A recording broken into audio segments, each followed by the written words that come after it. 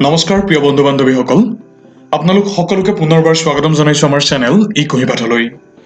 আজি ই কুঁহিপাঠৰ এই ভিডিঅ'টিৰ জৰিয়তে আমি 10ম মান শ্ৰেণীৰ সাধাৰণ বিজ্ঞান বিষয়ৰ 15 সংখ্যক অধ্যায়টো আলোচনা কৰিবলৈ আগবাঢ়িছোঁ, যাৰ শিৰোনাম হৈছে আমাৰ পৰিৱেশ, অৰ্থাৎ আৱাৰ এনভাইৰনমেণ্ট। এই বিশেষ অধ্যায়টোত পৰিৱেশৰ লগত জড়িত বিভিন্ন উপাদানৰ বিষয়ে আৰু সেইসমূহ কিদৰে মানৱ জাতিৰ বিভিন্ন কৰ্মকাণ্ডৰ বাবে প্ৰভাৱিত হয় সেই সন্দৰ্ভত আমি আলোচনা কৰিবলৈ যত্ন কৰিম। মূলতঃ 10ম শ্ৰেণীৰ শিক্ষাৰ্থীসকলৰ সহায়ক হোৱাকৈ এই ভিডিঅ'টি প্ৰস্তুত কৰিবৰ যত্ন কৰা হৈছে যদিও ইয়াত যিসমূহ কণ্টেণ্ট কভাৰ হৈছে, ইয়াত যিসমূহ বিষয়বস্তু আমি উত্থাপন কৰিছোঁ, সেইখিনি বিভিন্ন প্ৰতিযোগিতামূলক পৰীক্ষাৰ ক্ষেত্ৰতো সহায়ক হ'ব নিশ্চয়কৈ। এই ভিডিঅ'টো আপোনালোকৰ বাবে প্ৰস্তুত কৰি আগবঢ়াইছোঁ বিশ্বজিৎ দাসে। সৰ্বপ্ৰথম এই অধ্যায়টোৰ মূল শিক্ষণীয় যিসমূহ বিষয় আছে, যিসমূহ মূল বিষয়বস্তুৰ ওপৰত এই আলোচনাটো কৰা হ'ব, সেই সন্দৰ্ভত কিছু জানি লওঁ। যদি আমি আৱৰ্জনাবিলাক পৰিৱেশত পেলাই দিওঁ তেতিয়া কি ঘটিব পাৰে, অৰ্থাৎ যিসমূহ আৱৰ্জনা মানৱ সৃষ্ট, যিসমূহ আৱৰ্জনা আমাৰ দৈনন্দিন বিভিন্ন কৰ্মকাণ্ডৰ বাবে সৃষ্টি হয়, সেইবিলাক আমি মুক্তভাৱে পৰিৱেশলৈ যেতিয়া ঠেলি দিওঁ, যেতিয়া পৰিৱেশত পেলাই দিওঁ, পৰিৱেশত ৰাখোঁ সেই আৱৰ্জনাবোৰক, তেতিয়া তাৰ দ্বাৰা পৰিৱেশ কি ধৰণে প্ৰভাৱিত হয় সেই সন্দৰ্ভত আমি আলোচনা কৰিব যত্ন কৰিম। পৰিস্থিতিতন্ত্ৰ আৰু ইয়াৰ উপাদানবিলাক, এই বিশেষ বিষয়বস্তুটোৰ ওপৰতো আমি আলোচনা কৰিম। কিদৰে পৰিস্থিতিতন্ত্ৰ গঠন হয়, এটা পৰিস্থিতিতন্ত্ৰৰ মূল উপাদানসমূহ কি, বা এটা পৰিস্থিতিতন্ত্ৰক প্ৰভাৱিত কৰা কাৰকসমূহ কি, এই সন্দৰ্ভত এক চমু আলোকপাত কৰাৰ যত্ন কৰা হ'ব। আৰু শেষত আমাৰ কাৰ্যকলাপে পৰিৱেশক কেনেদৰে প্ৰভাৱিত কৰে সেই সন্দৰ্ভত আলোচনা কৰিবৰ যত্ন কৰা হ'ব। যদি আমি আৱৰ্জনাবিলাক পৰিৱেশত পেলাই দিওঁ তেতিয়া কি ঘটিব পাৰে, আমি সৰ্বপ্ৰথমে জানি ল'ব লাগিব আৱৰ্জনা বা বিভিন্ন পদাৰ্থৰ ক্লাছিফিকেশ্যনৰ বিষয়ে। কিদৰে আমি পদাৰ্থসমূহক দুটা ভাগত বিভক্ত কৰিব পাৰোঁ, জীৱ নিম্নীকৰণ আৰু জীৱ অনিম্নীকৰণ। হয়তো ইংলিছ টাৰ্মটোত আপোনালোক সকলোৰে বাবে পৰিচিত, biodegradable and non biodegradable substance. কাষত থকা চিত্ৰটোতো আমি বিভিন্ন উদাহৰণৰ সৈতে দুইটাৰ পাৰ্থক্যটো উপস্থাপন কৰিবৰ যত্ন কৰিছোঁ। সৰ্বপ্ৰথমে দুইটা টাৰ্মৰ সংজ্ঞা জানি লওঁ। যিবিলাক পদাৰ্থৰ কিছুমান জৈৱিক প্ৰক্ৰিয়াৰে সৰল পৰ্যায়লৈ পৰিৱৰ্তন হয়, তেনেবিলাক পদাৰ্থক জীৱ নিম্নীকৰণ পদাৰ্থ বা বায়'ডিগ্ৰেডেবল ছাবষ্টেন্স বুলি কোৱা হয়। এনেকুৱা বহুতখিনি পদাৰ্থ আছে, সেয়া লাগে আৱৰ্জনাই হওক বা আন বিভিন্ন ধৰণে সৃষ্টি হোৱা পদাৰ্থই হওক, যিসমূহৰ সৰলতম পৰ্যায়লৈ পৰিৱৰ্তন সম্ভৱ। বিভিন্ন জৈৱিক প্ৰক্ৰিয়াৰ মাধ্যমেৰে বিভিন্ন কাৰ্যকলাপৰ জৰিয়তে কিছুমান বিশেষ পদাৰ্থ সৰলতম পৰ্যায়লৈ পৰিৱৰ্তিত হয় আৰু শেষত সেই সকলোৰে ডিকম্প'জ ঘটি পৰিৱেশৰ লগত মিলি যায়, কোনো পাৰ্থক্য নোহোৱাকৈ। গতিকে সেইবিলাকক জীৱ নিম্নীকৰণ বুলি কোৱা হয়। উদাহৰণ আমাৰ সন্মুখতে আছে, কাগজ, ফল মূল, শাক পাচলিৰ বাকলি ইত্যাদি। আমি সকলোৱে জানো এটুকুৰা কাগজ যদি আমি মাটিলৈ দলিয়াই দিওঁ, এটা ফল বা যিকোনো শাক পাচলিৰ বাকলি যদি আমি মাটিলৈ দলিয়াই দিওঁ, তেতিয়াহ'লে এটা নিৰ্দিষ্ট সময়ৰ পিছত সেইসমূহৰ ডিকম্প'জ ঘটি সেইসমূহ সৰলতম পৰ্যায়লৈ পৰিৱৰ্তিত হৈ মাটিৰ লগত সি মিলি যায়। তেনেধৰণৰ পদাৰ্থক আমি কি বুলি কওঁ, জীৱ নিম্নীকৰণ বা বায়'ডিগ্ৰেডেবল ছাবষ্টেন্স বুলি আমি কওঁ। আৰু তাৰ সম্পূৰ্ণ বিপৰীত পৰ্যায়টোকে কোৱা হয় জীৱ অনিম্নীকৰণ। ইয়াৰ মূল পাৰ্থক্যটোৱে হৈছে জৈৱিক প্ৰক্ৰিয়াৰ মাধ্যমেৰে সৰল পৰ্যায়লৈ ই সলনি নহয়। ইয়াত পৰিৱৰ্তন সম্ভৱ আছিল, কিন্তু ইয়াৰ ক্ষেত্ৰত জৈৱিক প্ৰক্ৰিয়াৰ পৰা সৰলতম পৰ্যায়লৈ পৰিৱৰ্তন সম্ভৱ নহয়। উদাহৰণস্বৰূপে আমি প্লাষ্টিক, গ্লাছ, ধাতু ইত্যাদি নাম ল'ব পাৰোঁ। এই প্লাষ্টিক বা বিভিন্ন মেটেলিক পদাৰ্থ বা বিভিন্ন বেটেৰী বা তেনেকুৱা ধৰণৰ যিসমূহ পদাৰ্থ, যিসমূহ খুব কমপ্লেক্স এটা ষ্ট্ৰাকচাৰ, যিসমূহৰ গঠনটো খুব জটিল হয়, সেইসমূহক জৈৱিক প্ৰক্ৰিয়াৰ মাধ্যমেৰে সৰল পৰ্যায়লৈ পৰিৱৰ্তিত কৰিব নোৱাৰি। গতিকে তেনেকুৱা ধৰণৰ ছাবষ্টেন্সসমূহকে কোৱা হয় নন বায়'ডিগ্ৰেডেবল বা জীৱ অনিম্নীকৰণ পদাৰ্থ। গতিকে পৰৱৰ্তী বিষয়টোলৈ আগবাঢ়িব বিচাৰিছোঁ, পৰিস্থিতিতন্ত্ৰ, ইয়াৰ উপাদানবিলাক কি। পৰিস্থিতিতন্ত্ৰক আমি সকলোৱে জানো ইক'চিষ্টেম বুলি। প্ৰথমে আমি পৰিস্থিতিতন্ত্ৰৰ যি ডেফিনেশ্যন, যি সংজ্ঞা, সেয়া আমি চাই ল'ব বিচাৰিছোঁ। জীৱজগত আৰু জড়জগতৰ মাজত বিভিন্ন উপাদানৰ সুস্থ আদান প্ৰদানৰ মাধ্যমেৰে যি এক অনুকূল বসবাস ৰীতি গঢ়ি উঠে, তাকেই পৰিস্থিতিতন্ত্ৰ বুলি কোৱা হয়। এতিয়া প্ৰথমতে এটা কথা মন কৰিবলগীয়া, আমি সকলোৱে জানো যে এই বিশ্ব ব্ৰহ্মাণ্ডত দুই ধৰণৰ পদাৰ্থ আছে। এটা পদাৰ্থ যাৰ জীৱন ক্ষমতা আছে, যি জীৱিত পৰ্যায়ত থাকে, আৰু আনটো হৈছে যাৰ কোনো ধৰণৰ জীৱন ক্ষমতা নাই, যাক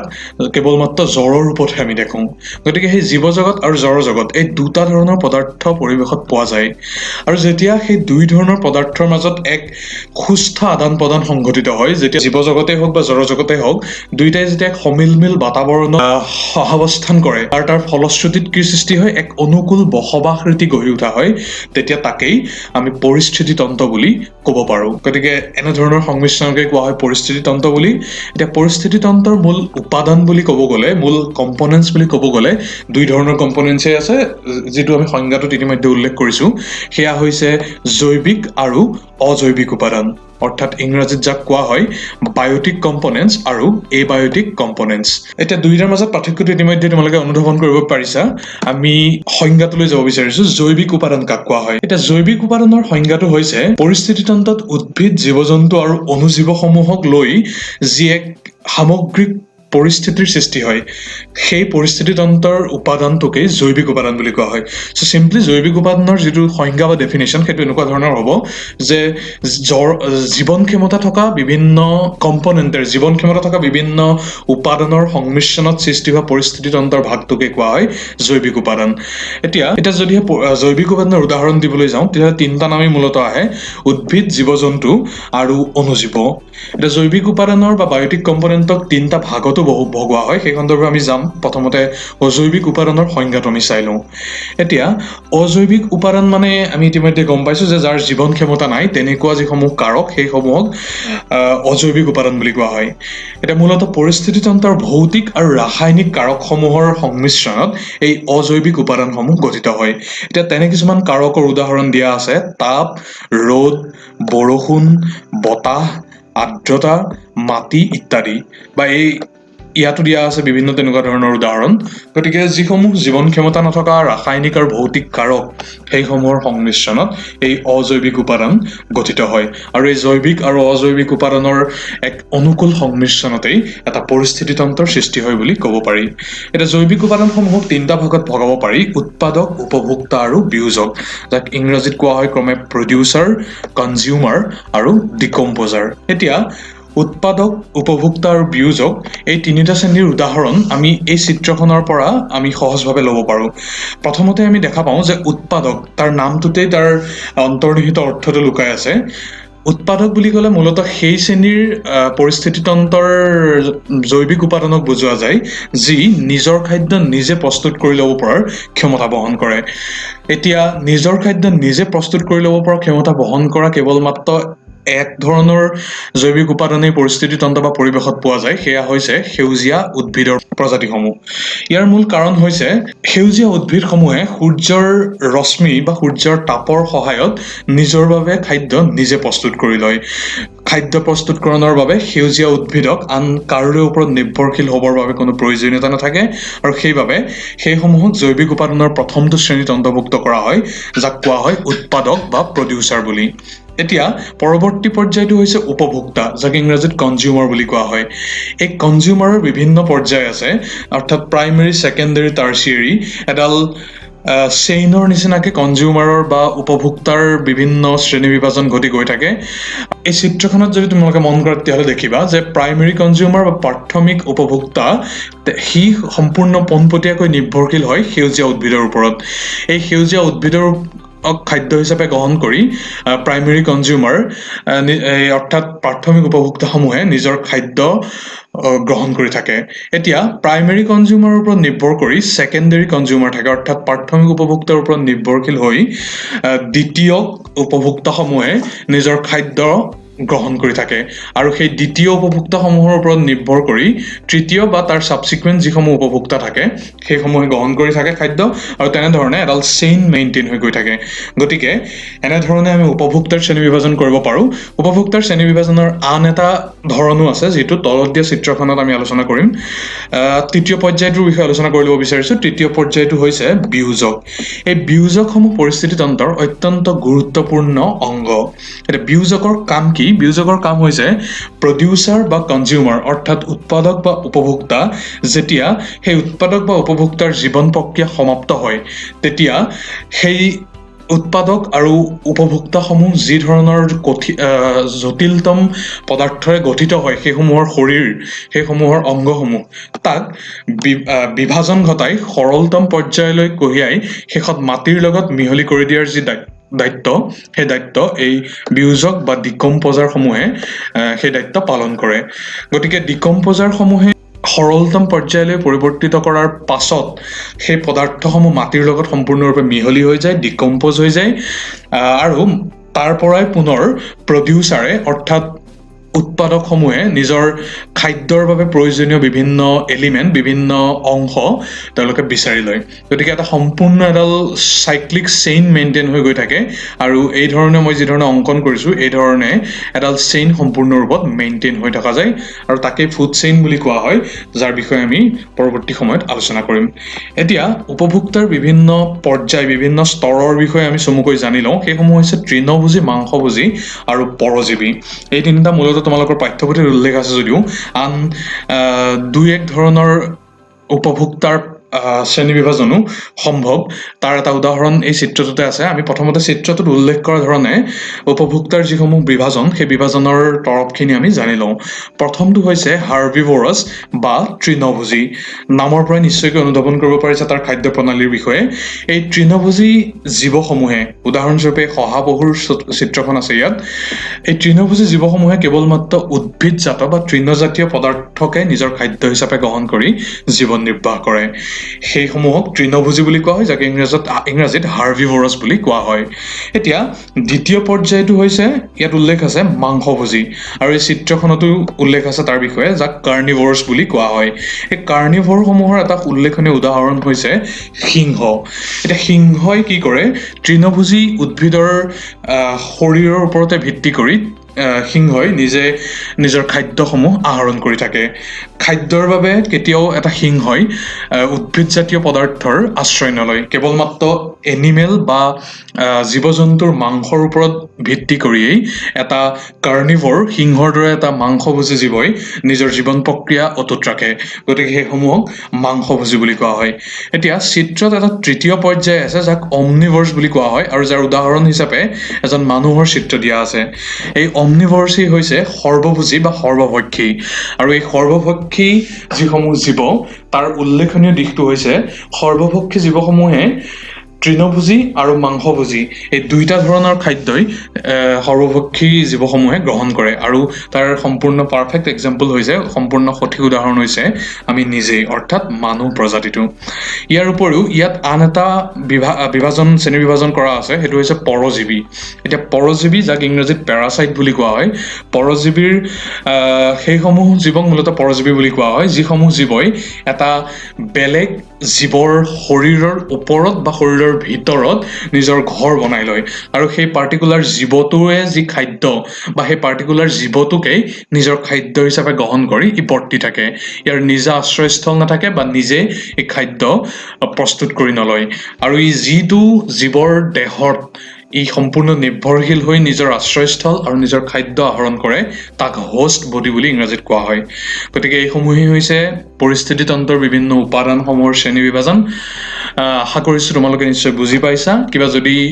ডাউট থাকে কিবা যদি সুধিব লগা থাকে কমেণ্ট বক্সত জনাবা পৰৱৰ্তী স্লাইডখনলৈ যাব বিচাৰিছোঁ খাদ্য শৃংখল আৰু খাদ্য জালৰ বিষয়ে আলোচনা কৰি লওঁ এতিয়া খাদ্য শৃংখল আৰু খাদ্য জাল যাক ফুড চেইন আৰু ফুড ৱেব বুলি কোৱা হয় তাৰ প্ৰাৰম্ভিকতে আমি ডেফিনেশ্যনকেইটা যিসমূহ সংজ্ঞা সেই সংজ্ঞাকেইটা চাই লওঁ যিকোনো পৰিস্থিতিতন্ত্ৰত কোনো জীৱই আহাৰ গ্ৰহণ কৰা আৰু অন্য জীৱৰ দ্বাৰা ভক্ষণপ্ৰাপ্ত হোৱাৰ এক অনুক্ৰমিক শৃংখলকেই খাদ্য শৃংখল বুলি কোৱা হয় উদাহৰণৰ সহায়ত বুজালে তোমালোক সহজ হ'ব কিন্তু দুটা পইণ্টৰ ওপৰত আলোকপাত কৰিব বিচাৰিছোঁ এই ডেফিনেশ্যনটোত ইয়াত দুটা প্ৰক্ৰিয়া উল্লেখ আছে প্ৰথম প্ৰক্ৰিয়াটো হৈছে কোনো জীৱই আহাৰ গ্ৰহণ কৰা সেইটো হৈছে প্ৰথম আৰু দ্বিতীয়টো হৈছে অইন জীৱৰ দ্বাৰা ভক্ষণপ্ৰাপ্ত হোৱা এই দুইটাৰ এক শৃংখলতেই খাদ্য শৃংখল বা ফুড চেইন গঠন হয় এতিয়া উদাহৰণটোত দেখিলে তোমালোকে বুজি পাবা প্ৰথম উদাহৰণটো হৈছে ঘাঁহ হৰিণ বাঘ ঘাঁহ বা যিকোনো তৃণজাতীয় বা যিকোনো উদ্ভিদজাতীয় খাদ্যৰ ওপৰত ভিত্তি কৰি এই হৰিণটো সি নিজৰ খাদ্য আহৰণ কৰে কিন্তু সেই হৰিণটোক বা হৰিণটোৰ মাংসৰ ওপৰত ভিত্তি কৰি বা তেনে তৃণভোজী জীৱৰ মাংসৰ ওপৰত ভিত্তি কৰিয়েই এই বাঘটোৱে নিজৰ খাদ্য আহৰণ কৰি থাকে গতিকে এটা ট্ৰেণ্ড মেইনটেইন হয় এটা শৃংখল মেইনটেইন হয় আৰু এই শৃংখলটোকে খাদ্য শৃংখল বুলি কোৱা হয় এতিয়া আন এটা উদাহৰণ চাই লওঁ এইটো কিছু প্ৰথমটো উদাহৰণতকৈ কিছু দীঘল প্ৰথমতে আছে উদ্ভিদ সদায় থকাৰ দৰে কাৰণ উদ্ভিদ হৈছে প্ৰডিউচাৰ গতিকে প্ৰায় সকলো খাদ্য শৃংখলৰ প্ৰাৰম্ভিক স্তৰটো সদায় প্ৰডিউচাৰ বা উৎপাদকৰ পৰাই আৰম্ভ হয় এই উদ্ভিদক ভক্ষণ কৰে ফৰিং জাতীয় বা যিকোনো কীট-পতংগ জাতীয় জীৱসমূহে এই কীট-পতংগসমূহক আকৌ ভক্ষণ কৰে ভেকুলীয়ে আৰু এই ভেকুলীৰ মাংস ভক্ষণ কৰে বা ভেকুলীক ভক্ষণ কৰে সাপে আৰু শেষত এই সাপটো চিলনিৰ শিকাৰ হয় গতিকে তোমালোকে দেখিছে এটা নিৰ্দিষ্ট ট্ৰেণ্ড এটা নিৰ্দিষ্ট শৃংখল ইয়াতো মেইনটেইন হৈছে ট্ৰেণ্ডটোকেই এই শৃংখলটোকেই খাদ্য শৃংখল বুলি কোৱা হয় আৰু তাৰ কাষৰ উদাহৰণটো এইটো হৈছে জলজ জীৱৰ ক্ষেত্ৰত দেখা পোৱা খাদ্য শৃংখল উদাহৰণ গতিকে তোমালোকে নিশ্চয় বুজি পাইছা ফুড চেইন কি এতিয়া আমি ফুড ৱেব বা খাদ্য জালৰ বিষয়ে আলোচনা কৰি লওঁ আৰু লগতে দুইটাৰ মাজৰ যি পাৰ্থক্য সেই পাৰ্থক্য অনুধাৱন কৰিবলৈ যত্ন কৰিম পৰিৱেশত সাধাৰণতে একেবিধ জীৱক দুই বা ততোধিক জীৱই ভক্ষণ কৰে আৰু সেইবিলাককো আকৌ বেলেগ বেলেগ জীৱই ভক্ষণ কৰে সেয়েহে খাদ্য শৃংখলবিলাক সৰল ৰৈখিক হোৱাৰ পৰিৱৰ্তে সিহঁতৰ শৃংখলতাৰ সম্বন্ধ শাখা বিন্যাসৰ দৰে হোৱা দেখা পোৱা যায় আৰু এনে শৃংখলকেই খাদ্য জাল বা ফুড ৱেব বুলি কোৱা হয় এতিয়া ফুড ৱেবৰ এই কনচেপ্টটো ফুড ৱেবৰ এই ধাৰণাটোৰ প্ৰয়োজনীয়তা সেয়া প্ৰথমটো লাইনৰ পৰা আমি অনুধাৱন কৰিব পাৰোঁ সেয়া হৈছে একেবিধ জীৱকে দুই বা ততোধিক জীৱই ভক্ষণ কৰিব পাৰে আৰু সেই জীৱসমূহকো আকৌ বেলেগ বেলেগ জীৱই ভক্ষণ কৰিব পাৰে এতিয়া এই উদাহৰণটোত তোমালোকে দেখিছিল এটা সৰলৰৈখিক শৃংখল মেইনটেইন হৈছে এটা জীৱক মাত্ৰ আন এটা জীৱইহে বা এজোপা উদ্ভিদক আন এটা জীৱই আৰু সেই জীৱটোক আন এটা জীৱই এনেদৰে এটা নিৰ্দিষ্ট সৰলৰৈখিক ক্ৰম মেইনটেইন কৰা হৈছিলে কিন্তু ইয়াৰ পৰৱৰ্তী এই উদাহৰণটোত অৰ্থাৎ খাদ্য জালৰ উদাহৰণটোত তেনেকুৱা ধৰণৰ সৰলৰৈখিক এক মাত্ৰা মেইনটেইন হোৱা নাই তাৰ পৰিৱৰ্তে যদি আমি উদাহৰণস্বৰূপে এই উদ্ভিদজোপালৈ চাওঁ 3 বা 3তকৈ বেছি বা যথেষ্ট সংখ্যক উপভোক্তাই একে সময়তে ভক্ষণ কৰিব পাৰে গতিকে এটা সৰলৰৈখিক ক্ৰম মেইনটেইন হোৱাৰ পৰিৱৰ্তে এখন জাল সদৃশ এখন জালিকা সদৃশ বা এক বিন্যাস এক বিশৃংখল বিন্যাস ইয়াত মেইনটেইন হয় গতিকে ইয়াক খাদ্য শৃংখল শব্দৰ পৰিৱৰ্তে ইয়াক খাদ্য জাল বা ফুড ৱেব বুলি বুজোৱা হয় গতিকে খাদ্য শৃংখল আৰু খাদ্য জালৰ মূলত পাৰ্থক্যটো হৈছে খাদ্য শৃংখলত উপভোক্তা উৎপাদক আৰু বিয়োজক এই সকলোৰে মাজত এডাল সৰলৰৈখিক ক্ৰম অটুট থাকে কিন্তু খাদ্য জালৰ বা খাদ্য জালিকাৰ ক্ষেত্ৰত তেনেকুৱা কোনো সৰলৰৈখিক ক্ৰম নাথাকে একেটা জীৱকে মাল্টিপল নাম্বাৰছ অফ কনজিউমাৰে ভক্ষণ কৰিব পাৰে আৰু সেই উপভোক্তাটোকো আকৌ তাৰ ওপৰ পৰ্যায়ৰ একাধিক উপভোক্তাই পুনৰ ভক্ষণ কৰিব পাৰে গতিকে এই হৈছে খাদ্য শৃংখল আৰু খাদ্য জালৰ মাজৰ মূল পাৰ্থক্য প্ৰিয় ছাত্ৰ ছাত্ৰীসকল ইমানতে আমি আমাৰ প্ৰথম খণ্ডৰ ভিডিঅ'টি সমাপ্ত কৰিব বিচাৰিছোঁ আমি পৰৱৰ্তী খণ্ডত তথা অন্তিম খণ্ডত আমি আলোচনা কৰিম বিভিন্ন গুৰুত্বপূৰ্ণ বিষয় যেনে পৌষ্টিক স্তৰ পৰিস্থিতিতন্ত্ৰত শক্তিৰ পৰিব্ৰহণৰ যি পৰিক্ৰমা আৰু লগতে